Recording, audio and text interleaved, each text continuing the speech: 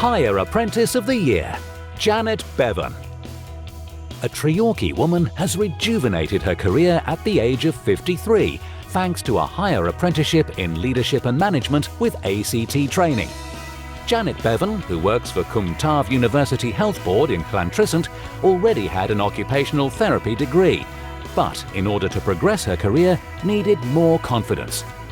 She says the higher apprenticeship has transformed her, so much so that soon after starting the program, she was promoted to Principal Occupational Therapist for the Older Persons Mental Health Service. Steve Burgiers. Dyfed Powys Police has promoted 39-year-old Steve Burgiers from Kidwelly because of the skills gained during his higher apprenticeship.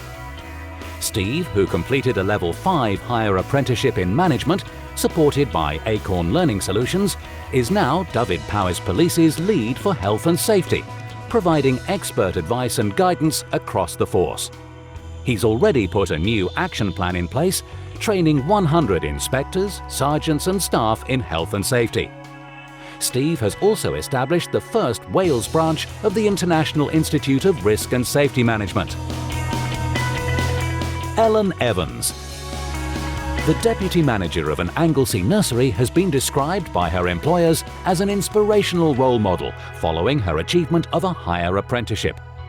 Ellen Evans, 27, of Llandegfan Menai Bridge, was motivated to commit to a Level 5 higher apprenticeship in leadership and management, including a QCF diploma in children's care, learning and development by her assessor from Coleg Menai.